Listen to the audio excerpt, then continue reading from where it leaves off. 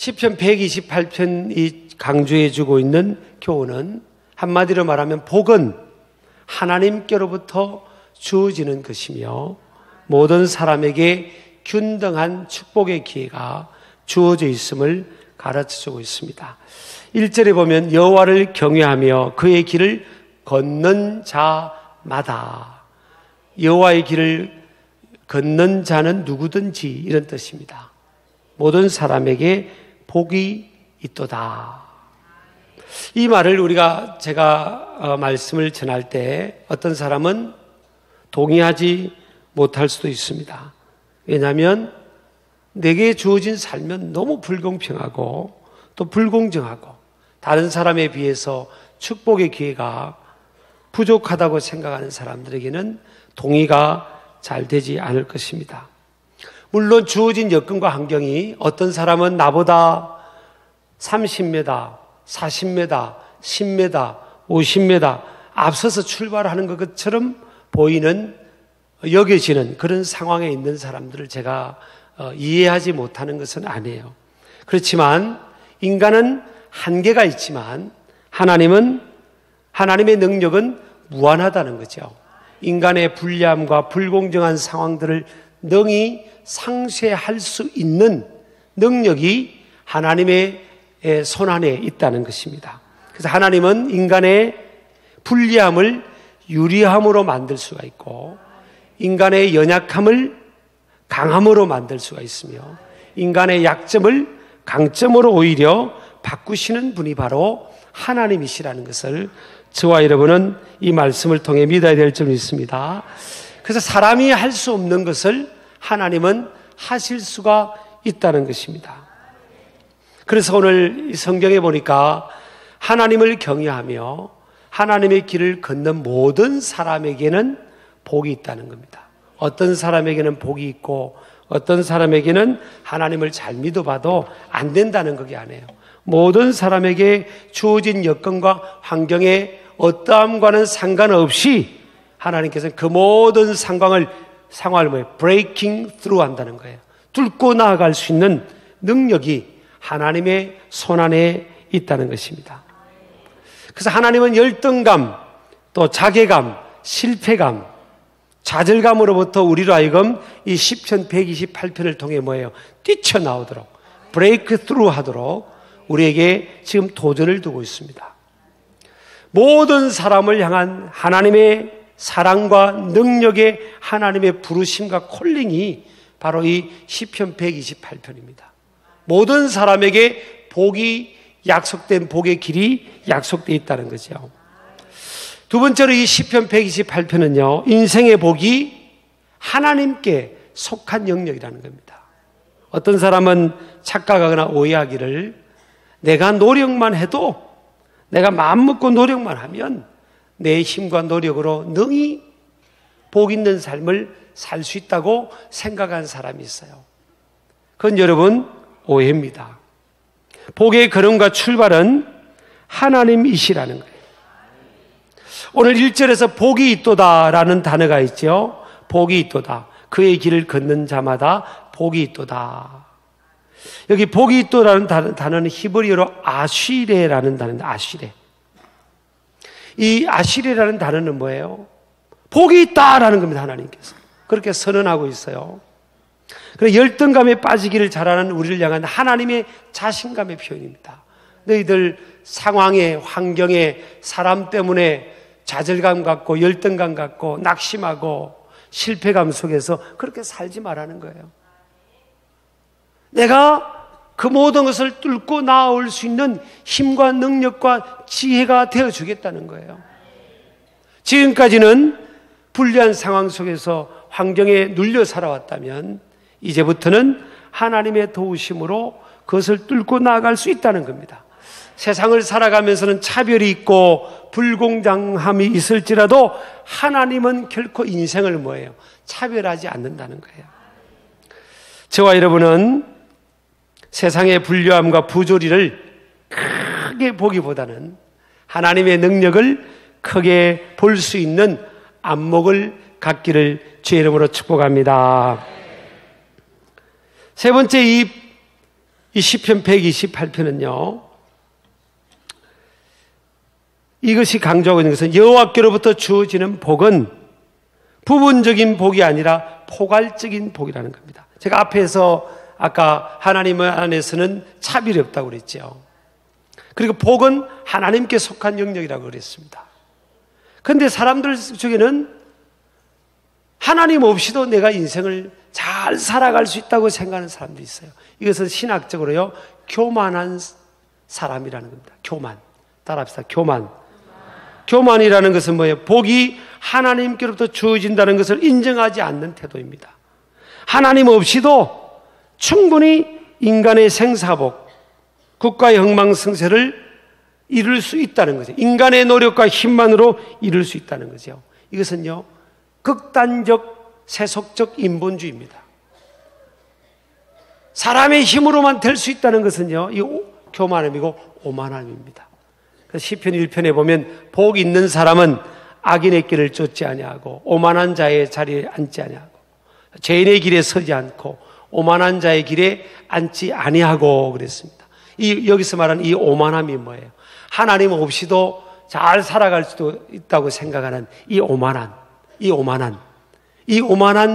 이 사람들의 자리에 앉지 않는 거예요. 하지 그렇게 살아가지 않는 것이 뭐예요? 복 있는 사람이라는 겁니다. 저와 여러분은 교만하거나 오만하지 않기를 주의 이름으로 축복합니다. 오늘 이 시편 23편 1절에 보면요, 여기서 복이 있도다, 성경에는 복이 있도다 단수로 표현되어 있지만 히브리어 원어는 복들이 있도다 그럽니다. 복들이 있도다. 하나님을 경외하고 하나님의 길을 가는 사람들 누구에게든지 간에 복들이 주어졌다는 거예요. 이 복은요, 이 연관되어 있는 겁니다. 복은 관련성이 있어요. 꼭 감자를 캐는 것과 같아요. 여러분 감자 캐보셨어요? 감자를 딱 잡고 쭉 당기면요, 줄줄줄줄줄줄 감자가 따라오는 겁니다. 오늘 예배 마치고 주중에 한번 시간 돼서 감자 캐보시기 바랍니다. 줄줄줄줄 따라와요. 한번 따라해 볼까요? 시작. 줄줄줄줄줄줄 따라하는 거예요. 인생은요, 그래서 끝까지 가봐야 됩니다. 하나님의 축복은 청량할 수 없어요. 여러분, 우리는 단편적으로, 어떤 사람들은 단편적으로 보고 길게 보지 못하는 사람들이 있어요. 단기적으로 보는 사람도 있어요. 그래서 일희일비 하잖아요. 인생은 전체적으로 볼 수 있어야 되고 포괄적으로 볼 수 있어요. 멀리 장기적으로 길게 볼 수 있어야 돼요. 과정 속에서는 어려움도 만날 수 있고 역경도 만날 수 있고 실패와 좌절도 만날 수 있죠. 그렇지만 인생은 뭐예요? 멀리 봐야 되는 겁니다. 그래서 하나님 안에서 믿음으로 우리가 바로 살 때가 되면 하나님의 축복이 열매를 맺게 될 줄을 믿습니다. 2절에 보면 생업의 축복을 말하고 있죠. 네가 네 손이 수고한 대로 먹을 것이라. 많은 사람들을 보면 수고한 만큼, 땀 흘린 만큼 먹지 못하는 사람들도 꽤 많이 있어요. 왜 그럴까요? 이것을 통해 우리에게 주어지는 교훈은 뭐냐는 거예요. 그렇죠. 심고 우리가 사람이 뿌려도, 사람이 하는 역할이 심고 뿌리는 거잖아요. 심고 뿌려도 열매를 맺게 하시는 분이 있다는 거예요. 내가 심고 뿌렸다고 의당이 그냥 다 열매를 맺는 게, 풍성한 열매를, 좋은 열매를 맺는 것이 아니라는 거예요. 내가 심고 뿌려도, 땀을 흘려도 열매를 맺게 하시는 분이 따로 계시다는 거예요. 그분은 하나님이신 줄을 믿으시기 바랍니다. 그래서 시편 128편, 오늘 읽은 이 성경 본문하고 시편 127편은 병렬 구조로 연결되어 있습니다. 시편 127편 1절 2절에 보면 여호와께서 집을 세우지 아니하시면 세우는 자의 수고가 헛되며 여호와께서 성을 지키지 아니하시면 파수꾼의 깨어있음이 헛되도다. 너희가 일찍이 일어나고 늦게 누우며 수고의 떡을 먹음이 헛되도다 그랬어요. 지금 헛되다는 것이 3번이나 반복되고 있습니다. 인간이 아무리 노력하고 세우려고 하고 지켜보려고 해도 하나님께서 도와주지 않으면 안 된다는 거예요. 헛되다는 거예요. 헛수고라는 겁니다. 열매가 없다는 거예요.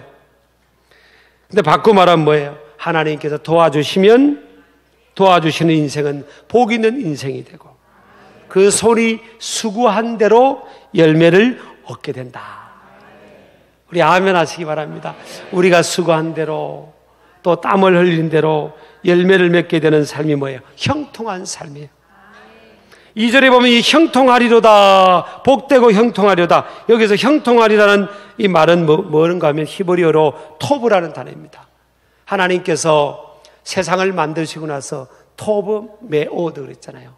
보시기에 심히 좋았더라. 감탄사를 연발했어요. 막 감사와 감격. 하나님이 너무 행복하고 즐거워서 보시기 좋았더라. 토브 메오드 그랬습니다.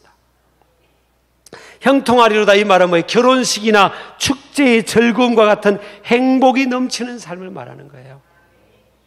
무엇을 하든지 간에 하나님께서 복 있는 삶은 뭐예요? 축제가 있고 기쁨이 있고 행복이 있는 삶. 이것은요 인간의 노력으로 되는 게 아닙니다. 돈이 있다고 행복한가요? 돈이 있다고 축제적인 삶을 삽니까? 좀 높은 자리에 있다고 이러면 그렇습니까?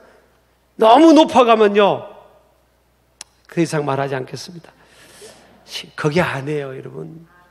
이 축제적인 삶, 기쁨이 충만한 삶, 행복이 넘치는 삶은요 하나님이 주시는 영역입니다.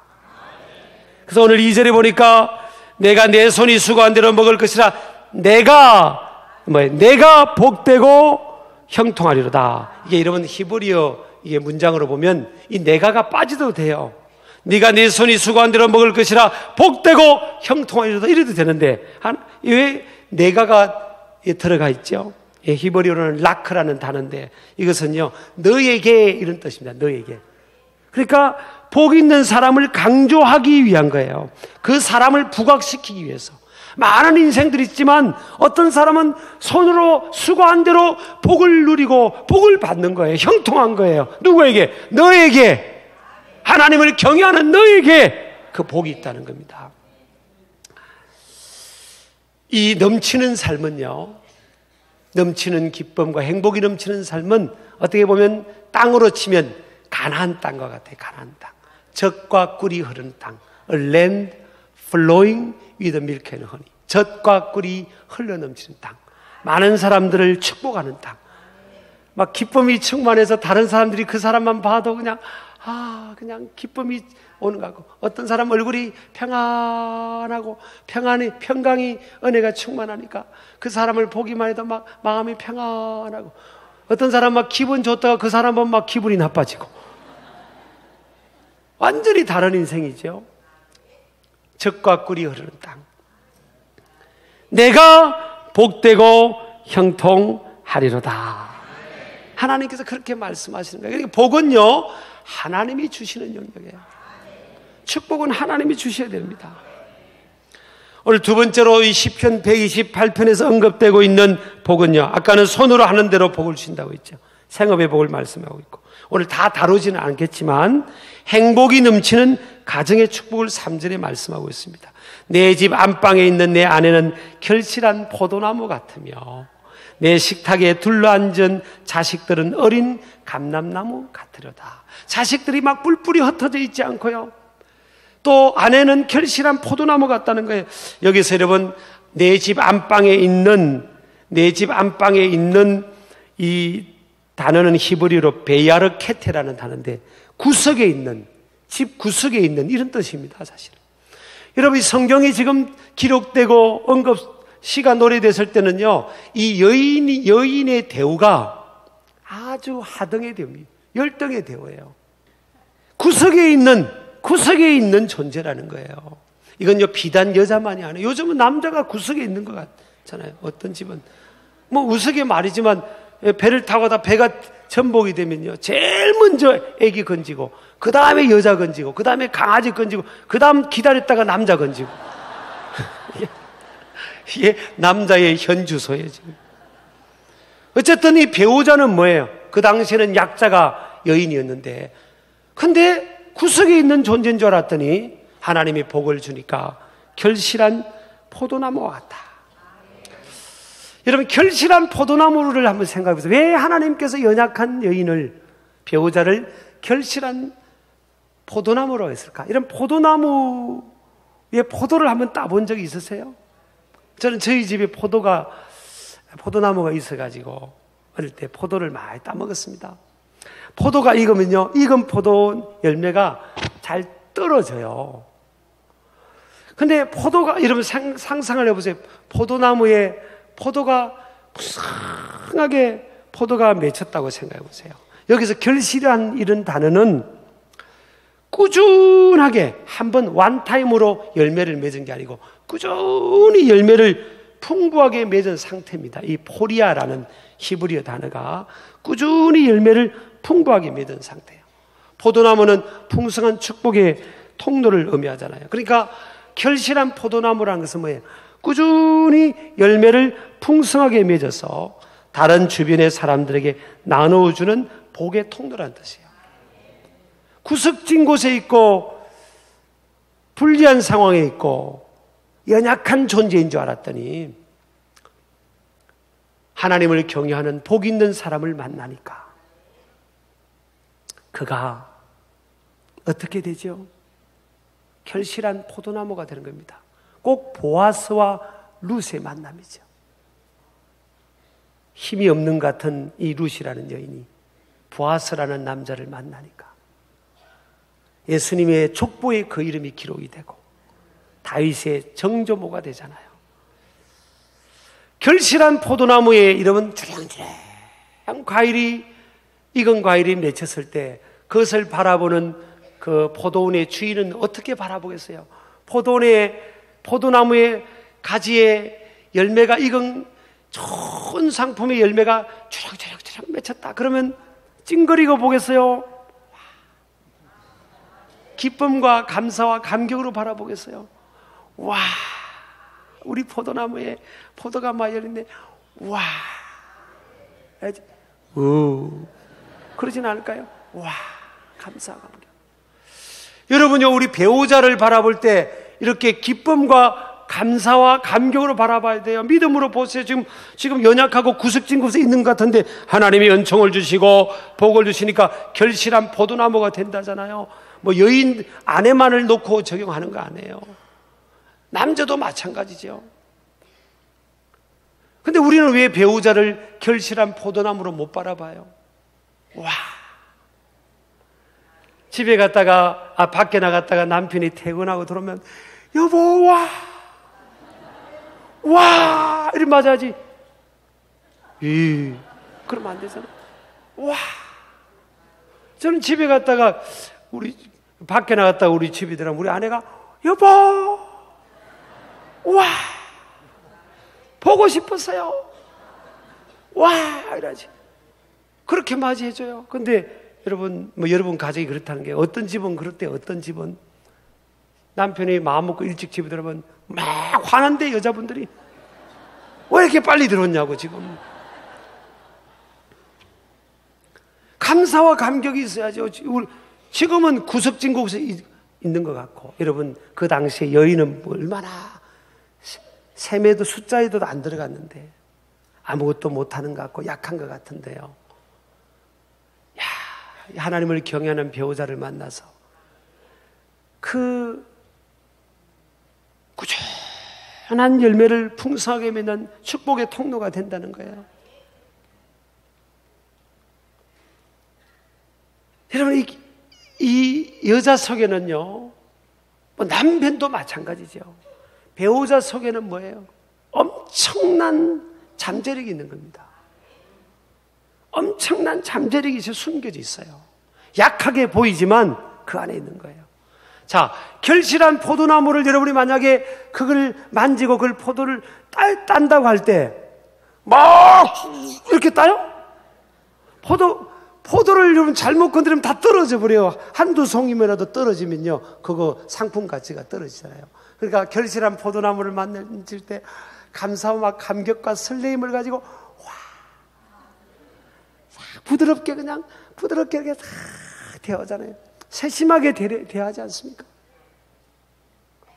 여러분의 배우자를 여러분 그렇게 대해야 되는 겁니다. 세심하게. 세심하게. 막 대하면 안 되는 거예요. 세심하게. 또 부드럽게 말하고 또 감사를 표현하고 그럴 때 그 속에 숨겨져 있던 이 잠재력이 이 포텐이 터지는 겁니다. 자, 오늘 성경은요 자녀를 또 어떻게 대해야 되는 것도 나옵니다. 어린 감람나무 같다. 자녀들이 식탁에 둘러앉은 어린 감람나무와 같다. 이 감람나무에서 감람류가 축출이 돼서 성전을 밝히는 등불의 역할을 합니다. 세상의 빛의 역할을 하는 거예요. 그러니까 자녀들은 하나님이 축복하시는 가정의 자녀들은 뭐예요? 어린 감람나무라는 거예요. 세상을 밝히는 등불이 된다는 거예요. 아이고 목사님 우리 자녀들을 안 만나서 그렇죠. 우리 자녀가 무슨 그 감람나무예요. 감람나무예요. 무슨 세상을 밝혀요. 아이고 저거 뭐 될지 몰라요 목사님. 그러지 마세요. 성경은 어린 감람나무가 되라고 하잖아요. 어렸을 뿐이지. 이러면 감람나무가요 열매를 맺기까지는 40년이 걸린대요. 40년. 시간이 걸리는 거예요. 시간이 걸리니까 기다려줘야 되는 거죠. 좀 방황해도 기다려주고요. 축복하고 격려해야 되는 겁니다. 그래서 자녀는 부모의 축복의 말만큼 복을 받는다잖아요. 그러니까 자녀를 축복하는 겁니다. 야, 무게야. 너는 감람나무야. 꼭 그런 표현이 아니더라도 너는 앞으로 등불이 될 거야. 너는 빛이 될 거야. 너는 우리 가문을 빛나게 할 거다. 너는 하나님 나라의 주인공이 될 거야. 너는 교회의 귀한 일꾼이 될 거야. 하나님이 너를 축복하실 거야. 지금은 어렵고 힘든 일 만나도 너 어떻게 하나님이 너를 밀어주신다. 자녀는 뭐라고요? 어린 감람나무. 그렇게 바라봐야 됩니다. 자녀를 바라볼 때마다 자녀 이 밥을 상에 둘러앉아서 밥을 먹잖아요. 밥을 먹을 때 막 이것도 고치고 저것도 고치고 저것도 고치고 저것도 고치고 그러면요 자녀가 조금 크면요 절대 엄마 아빠하고 밥 안 먹으랍니다. 예, 어른들은요 시행착오를 겪어봐가지고 이렇게 보면 자녀들이 눈에 보이잖아요. 조금만 이렇게 하면 나처럼 시행착오를 겪지 않고 좀 지름길을 갈 수 있는데 그래서 만나면 그냥 이렇게 쪼갈쪼갈 이야기하고 싶어요. 이렇게. 그렇지만 믿음의 눈으로 우리 자녀는 어린 감람나무다. 언젠가는 세상을 밝히는 등불이 될 거야. 하나님이 약속하셨지. 그리고 축복하는 겁니다. 그냥 믿음으로 축복하는 거예요. 어린 감람나무. 야, 학교에서 성적을 받아왔어요. 수미양 가라면 뭐 양가 양을 쪼개서 양가 받았어요. 그럼 뭐예요?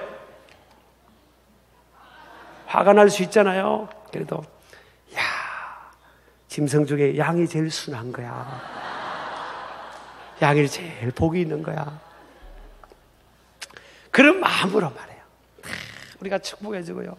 자녀를 축복하자고요. 그래서 정말 부부간에도 다 행복하게 살고 부모와 자식 간에도 아이들이 엄마 아빠하고 있고 싶어야지. 엄마 아빠가 딱 아빠가 어디서 갔다 오면 아이들이 싹 사라져 버리고 그거 좀 그렇지 않나요? 한 상에 둘러앉아서 이렇게 엄마 아빠와 도선도선 밥도 먹고 대화도 하고 같이 예배도 드리고 이런 가정 하나님께서 우리에게 말씀해 준 거예요. 이 가정이 복이 있다는 거예요. 여러분 우리 신길 가족들 또 우리 하나님의 백성들의 가정들이요 복 있는 가정 되시길 주의 이름으로 축복합니다. 이건 내 힘으로 내 노력만 된다는 게 아니에요. 성경은요 하나님이 주신다는 거예요. 하나님께서 그렇게 되게 해주신다는 거예요.